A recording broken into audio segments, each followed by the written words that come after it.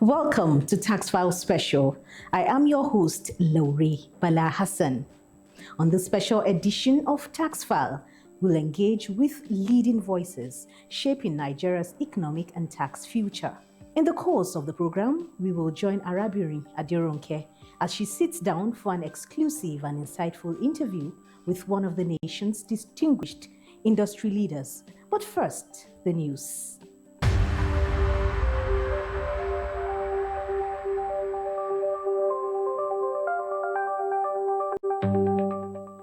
And now, the news. In a move signaling Nigeria's renewed drive for international tax cooperation, the Federal Inland Revenue Service, FIRS, hosted a high-level delegation from the Kingdom of Netherlands as both countries begin renegotiation of their double taxation agreement. Husseina Ibrahim has the report. The meeting held at the Revenue House in Abuja marks the first official tax treaty renegotiation following the signing of the Nigerian tax reform bills into law by President Bola Ahmed Tinubu on June 26, 2025. Executive Chairman of the FIRS, Dr. Zak Adedeji, described the talks as timely and strategic, considering global and domestic tax reforms currently underway.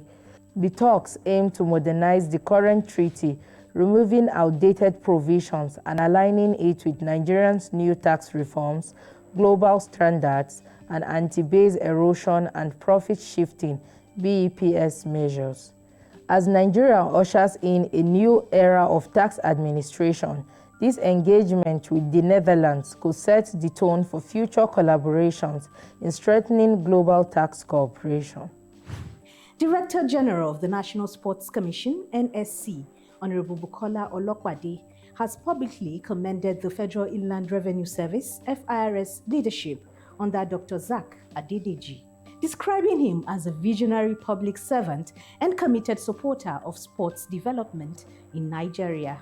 He praised FIRS's active role in key sporting events, notably its partnership in the CAA Under-18, Under-20 African Athletics Championships, which took place in Abeokuta, Ogun State. Evelyn Shija has the reports. Speaking during the visit to FIRS headquarters in Abuja, Olokpade highlighted the growing intersection between effective tax administration and national growth strategies. He emphasized that FIRS's investment in sports, particularly through public-private partnerships under President Tinubu's renewed hope agenda, is a positive indicator of this alignment. According to Olokpade, sports and taxation can work hand in hand to build a stronger, healthier, and more united Nigeria as we work to stimulate Nigeria's sports economy. Meanwhile, the Technical Subcommittee of the Federal Executive Council Initiative on Domestic Sales of Crude Oil and Refined Products in Naira, ICONS, met recently to review progress on the Crude for Naira initiative. Reaffirming stronger coordination between regulators and industry operators, the meeting marks another step in advancing Nigeria's strategy to deepen local transactions in the energy sector using the Naira. Ejura Etu Okpanachi has the reports. Key outcomes of the meeting include the adoption of monthly volume projections to enhance planning stability, continued stakeholder education through the one-stop-shop platform, and reinforced government alignment aimed at building a self-sustaining domestic energy market. These efforts are expected to strengthen Nigeria's fiscal resilience and support broader structural economic reforms.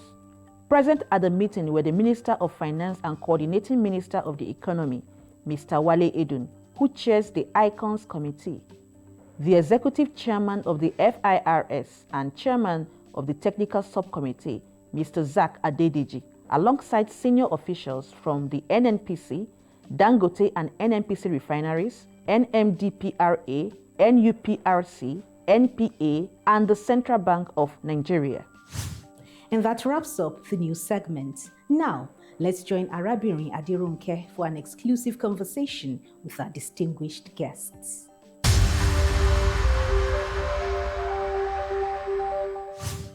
Welcome back to Tax File Special.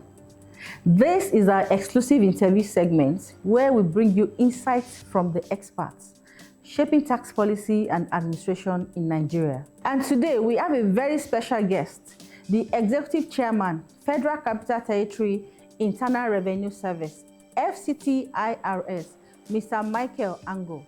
Get ready for an enlightening conversation packed with expert perspectives on tax administration, compliance, and policy direction.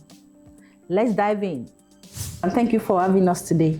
And it's a pleasure to be on your show today. Thank you very much. So we're going straight to the question. How do you assess the resilience and adaptability of the new tax laws? And are there provisions for future amendments or revisions? Well, first you must look at the entire process that led to the recent passage of the new tax laws. The last time we had a significant review of our tax laws in Nigeria was back in 2007, when we had the amendments to the Companies Income Tax Act, the Value Added Tax Act, and then of course the introduction then of the FIRS Establishment Act. So it's been about a decade since we had a holistic review of our tax laws. In between, we've had some reviews with the Finance Act from 2019 to 2022, I believe. So these particular reforms were quite, they were necessary. Also, the process whereby the president set up the Presidential Reforms Committee, including persons from the public sector, the private sector, industry, and then headed by a thoroughbred professional.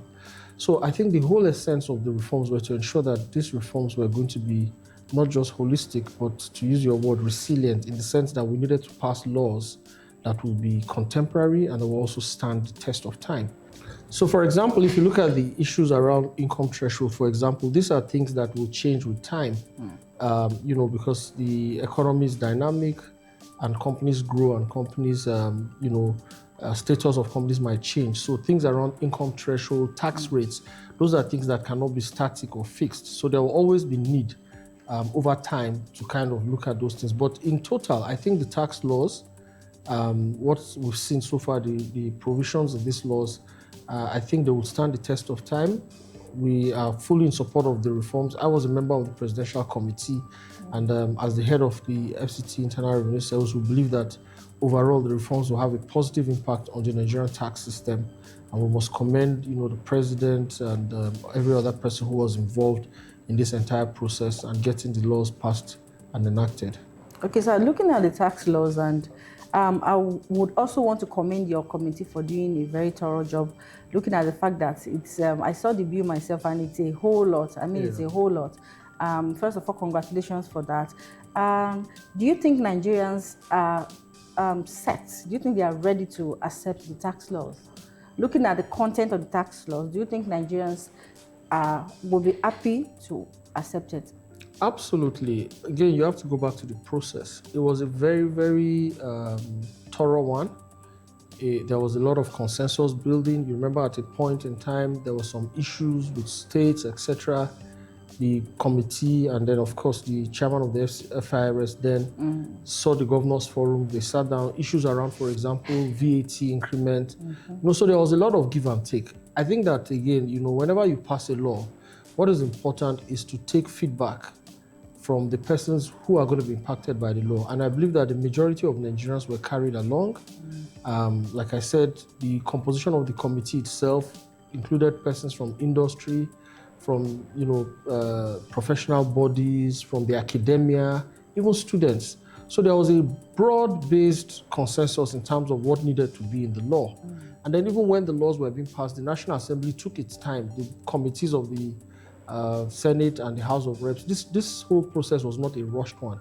If you recall, the committee came into being in July 2023, and then we had the laws finally signed into law in July 2025. So about a 2-year period. So it tells you that there was a rigorous process. So I think that Nigerians will be happy. Things around VAT, for example, there was a lot of debate as to whether the VAT rate should be increased or not. Government, in its wisdom, decided to hold the VAT rates. And I think overall, if you look at it, if you look at areas like the personal income tax amendments, there's been a lot of giving back to the, to citizens. The income threshold in the Personal Income Tax Act has been increased. So now, what is exempted is more significant than what it was before and all of that. So I think overall, majority of Nigerians will be happy with the laws as they are. Of course, for higher income earners, for example, for PIT, they will pay more, but I think that is how progressive societies develop. The more you earn, I think the more you should pay. So in what ways do the new tax laws align with global tax practices and standards? And are there any specific international law frameworks or guidelines that Nigeria has drawn inspiration from? And it's so good to know that you're also a member of the committee that worked on the tax bill, now the law. So I think the most significant thing that we've done that aligns with global best practice is the creation of the Nigerian Revenue Service. Previously, what we had? Yes, we had the FIRS, but in terms of what it did and its coverage, it was quite limited. Now, what we've done is to create an agency that essentially responsible for collecting all government revenues, and that aligns with global best practice because it's one government, it's one federal government. You can't have different agencies of government all collecting revenue, which is going to go into the same purse. So I think for purposes of seamless collection of taxes, reporting, transparency, what has been done is to collapse, the collecting responsibilities in the system into the NRS, which is not to say that all these other agencies are not going to still continue to do their work. The Nigerian Customs will continue to do its work. The MASA, MPC, MPA will all continue to do their work.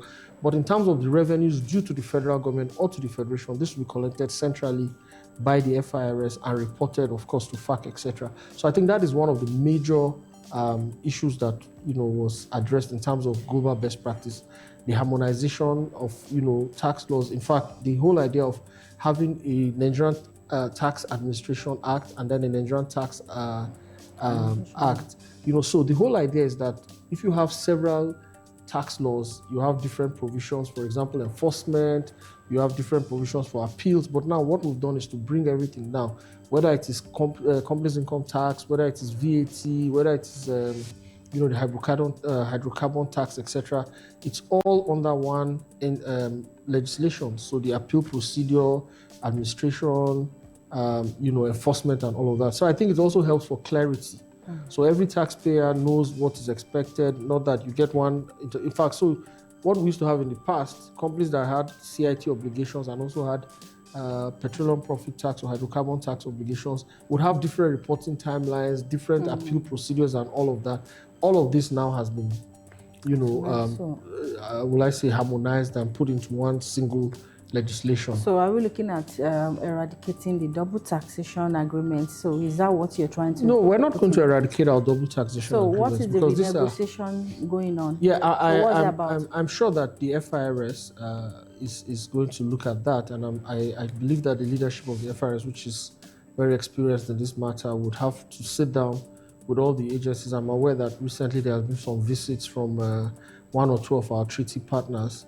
So I know that we're going to have to sit down and look at all those things holistically. Of course, our international obligations will continue to remain. As a responsible sovereign entity, we must continue to discharge our international obligations. But where there have been changes in our local laws that would impact those international obligations, then I believe that the relevant agency, which in this case is the FIRS stroke the Nigerian Revenue Service, will sit down with our treaty partners and other international bodies and then look at how they can renegotiate agreements if these agreements need to be, updated, amended, etc. I'm sure all of this will take place, and that is why you must also commend the president for the wisdom in saying, look, you give a 6-month timeline, so these laws will come into effect in January. So there will be a significant transition period, because imagine what would have happened if you just said everything changes, immediately. There would have been a lot of disruption in the system. So I believe the 6-month implementation timeline is fantastic. It's a very commendable act.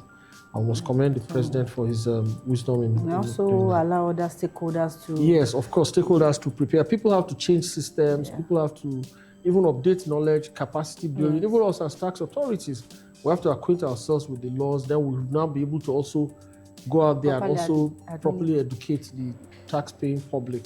Okay, thank you so much. So still on the new tax laws, for low-income earners and small business owners, what mechanisms are in place to track their progress and adjust their tax obligation accordingly and as their revenue grows? while you are ensuring a smooth transition to higher tax brackets? Well, so if you see one of the innovations in this tax law is the whole idea of the centralized tax identification number. And what that will do essentially is that we're going to have one national database of taxpayers. And then what it will help is that a taxpayer will be known to the system from the get-go. And so whether that taxpayer moves from point A to point B or not, he or she is already captured in the database. He has a unique identifier. So of course, we will have systems in place whereby as incomes change or as income thresholds, if you move from probably one income band to another, the system will be able to capture you and to track your transactions. There's going to be a lot of access to bank data and other third-party sources whereby revenue agencies like the FCTIRS and other state internal revenue services will be able to track. Also, the creation of the Joint Revenue Board now as a standalone entity with its own Establishment Act is a very significant development, because what it now means is that we have a statutory body created with its own enabling act, and which will now serve as the umbrella body for all revenue agencies, including the Nigerian Revenue Service. So I think that there will be a lot of mechanisms. Already we have technology in place, we're improving our systems, and once we have a database with every single taxpayer in Nigeria captured, I believe that all these issues around how to track taxpayers between jurisdictions or when they change from one income band to the other will be reduced, if not eradicated. And I think the whole idea in these tax bills, as I understand it, is while government has said, okay, we'll lower the tax burden on lower income earners, but we'll also create a mechanism whereby the taxpayer net, everyone is captured in the taxpayer net. So as you move from point A to B, as you do your business, the Nigerian government or each of the revenue agencies that have jurisdiction over what you do will be able to track what you are doing. And over time, I believe that every Nigerian will pay his or her fair share of taxes to help with national development. So the SMEs should not worry? No, they don't have anything to worry. If anything, I think these laws have been very favorable to them in terms of, expanding the turnover threshold, and then, of course, the fact that income tax rates were not increased for the Companies Income Tax Act, and also for the personal income tax. What happened was that the income tax bands were expanded. So, you have to have a higher income. You have to be earning a particular income before you begin to pay taxes. Previously, the income threshold was quite low in the tax laws, but now it's been expanded.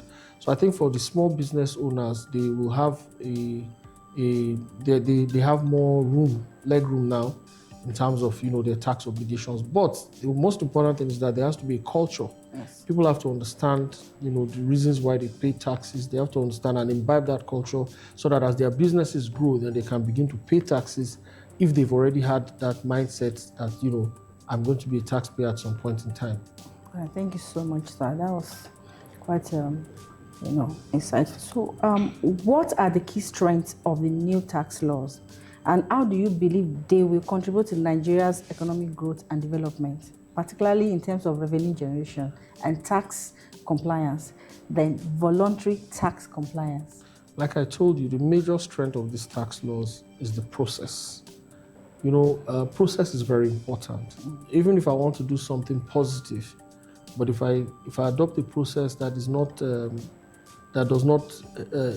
based on consensus, then there will be resistance. So I think the entire process whereby these laws took a bit of time, there was a lot of consultation, public engagements, public enlightenment, with all sorts of groups that were held, and also, like I said, the rigorous process in the National Assembly. So for me, I think that at the end of the day, once you have done all of that, what you've done is to carry people along. So these tax laws, there will be ownership. People will feel, look, I was a part of this process, so it's incumbent upon me to also help these laws to be successfully implemented.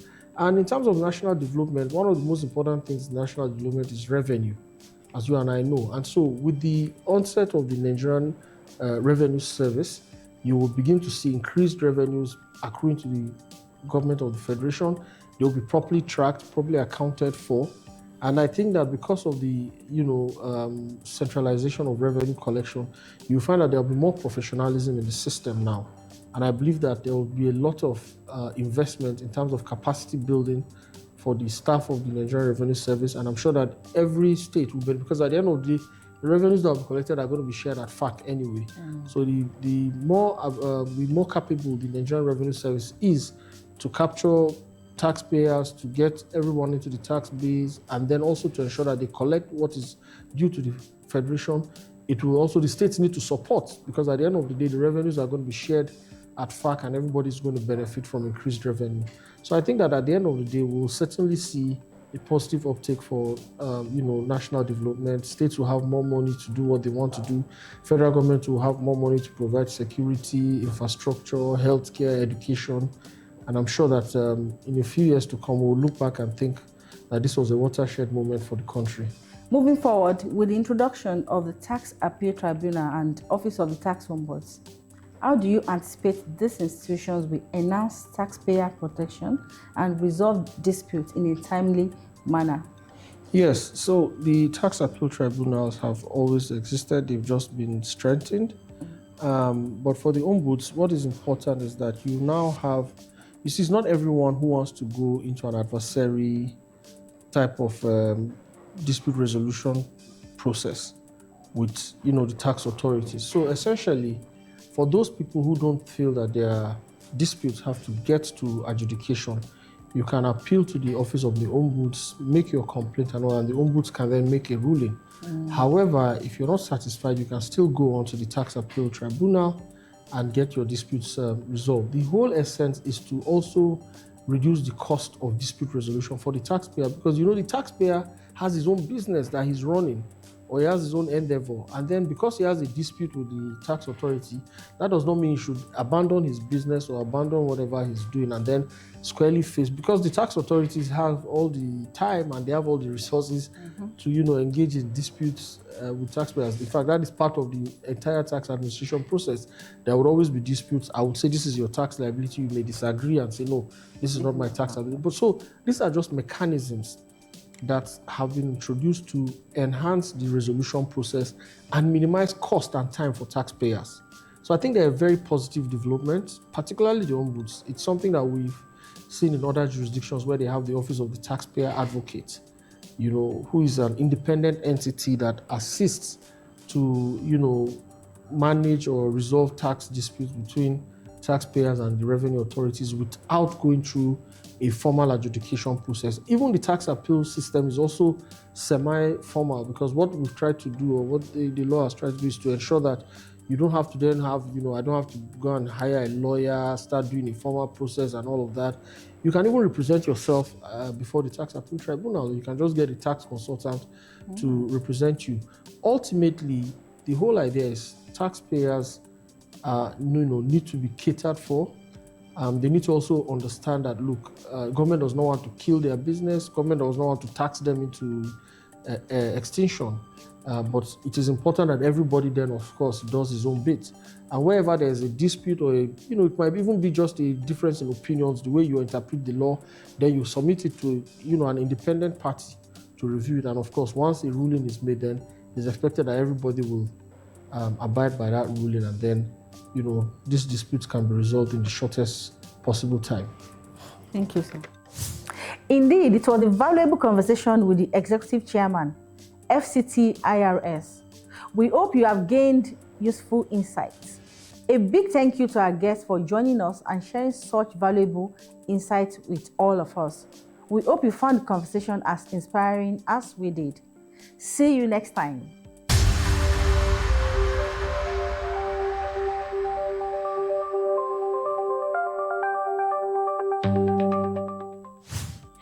Brings us to the end of this special episode of Tax File. Thank you for joining us. Until next time, I am Laure Bala Hassan, FIRS, simplifying tax, maximizing revenue.